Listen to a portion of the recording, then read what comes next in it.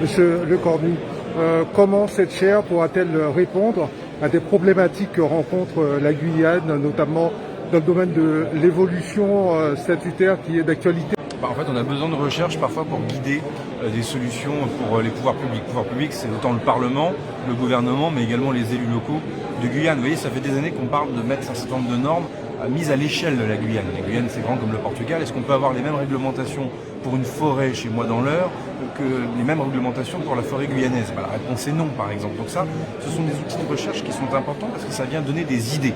Ça vient aussi expliquer l'histoire.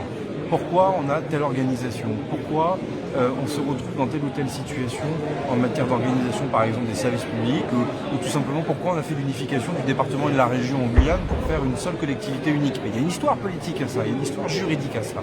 Et c'est pas le boulot ni des journalistes, ni des hommes ou des femmes politiques, ni du monde économique que de retracer cette histoire. Il faut des historiens, il faut des juristes. Et donc ici, on met des moyens pour faire avancer justement cette recherche-là. Puis pardon, mais ça donnera aussi une véritable vitrine. Ça veut dire que vous aurez concrètement des jeunes Guyanaises et des jeunes Guyanais qui pourront suivre un cycle d'études ici à Sciences Po, être diplômés de Sciences Po et suivre une formation qui leur rappellera leurs racines, mais dont ils seront aussi des ambassadeurs pour la suite. Ça s'appelle aussi tout cela, ça s'appelle niveler par le haut et c'est une fierté républicaine. La collectivité de Guyane, parlons-en, qui vient de basculer à gauche, voire extrême gauche.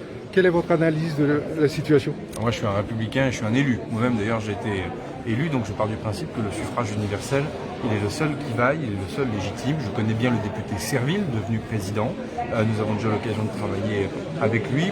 Je veux lui dire, et je le dirai prochainement parce que j'ai évidemment un temps de rencontre avec lui, que moi, je serai un partenaire républicain, fiable. Je ne considère pas qu'il y a la collectivité d'un côté et l'État de l'autre, parce que, évidemment, c'est pas ma manière de voir la politique. Il y a surtout une mission de service public à rendre. Les Guyanaises et les Guyanais veulent des résultats, donc ils ne veulent pas avoir de division inutile. En tout cas, moi, j'ai déjà des choses à dire au président Serville.